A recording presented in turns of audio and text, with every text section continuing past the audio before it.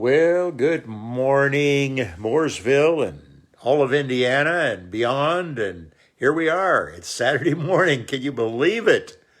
We're uh, we're in a kind of a warm season. We had sunshine and 60 plus degrees yesterday, and today it's raining, but it's still going to be up near 60 degrees. That's going to be pretty nice here on this December 12th, 2020.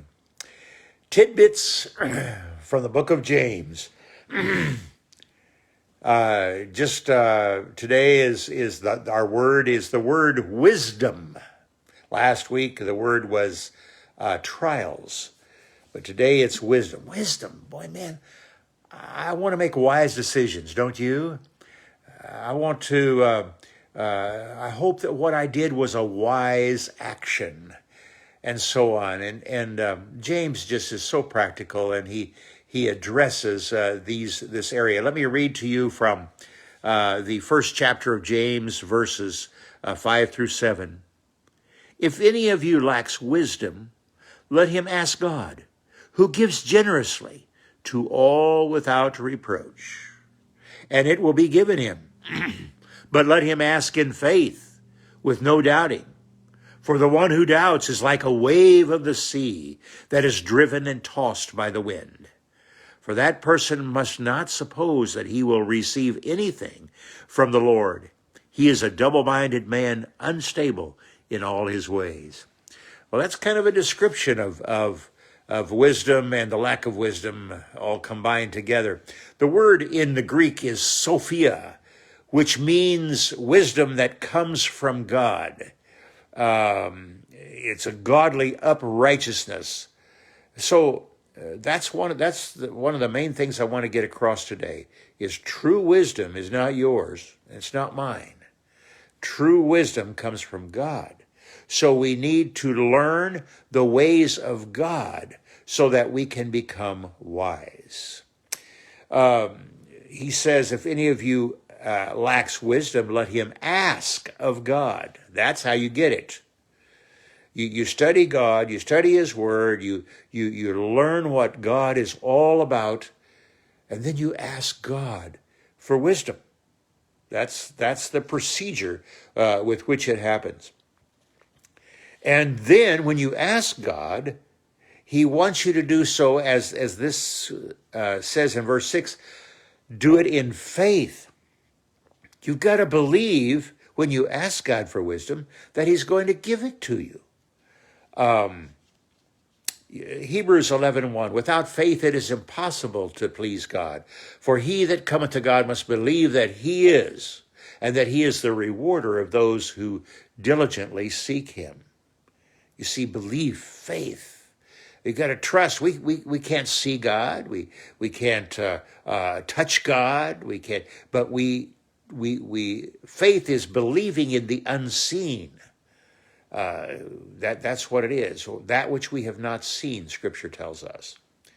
So let us have faith. Now, if we don't have faith, and if we waver, he says here, if we waver, it's like the tossed about sea. If you've ever been by the ocean and you've looked at the waves that come, especially during a storm, they are up in the air, and then they're down, and then they're up in the air, and then they're down. And that's the way a lot of people's faith is.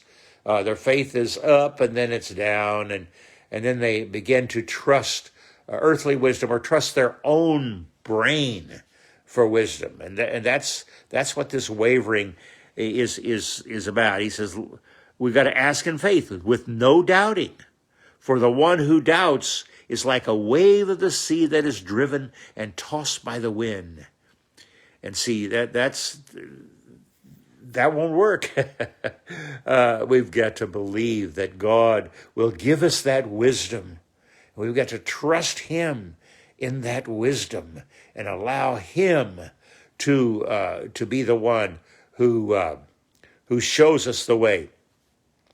Now, in fact, he says, if you waver from trusting him to trusting your own ways, you're double-minded, he says, And God will not reward those that are double-minded. Oh, God, help us to be single-minded. Help us to trust you, Lord, in our lives and never, ever waver from that. This man, John, who wrote the book, the brother of Jesus, that history records that the scribes and Pharisees wanted him to go up on the stage and say that Jesus was not the Christ. So they took him up on stage. And he cried out, Jesus is the Christ. He believed. He is the Christ, the Son of the living God.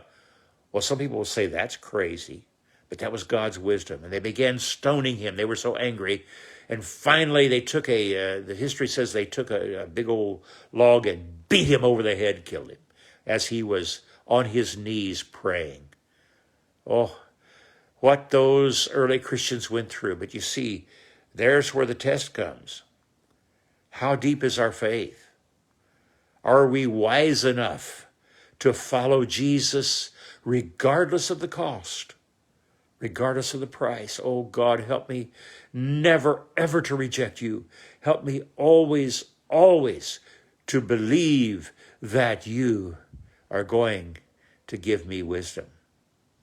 I hope this is helpful to you today, and may God bless you on this Saturday, and may your weekend be wonderful, and please worship the Lord. Oh, Jeff has a wonderful series right now, and if you're not worshiping somewhere, please tune in either at 9 or at 10:30 or attend if you're in the local area. I'm going to be attending tomorrow. Part of my family is going to be here watching as we worship the Lord on Sunday morning.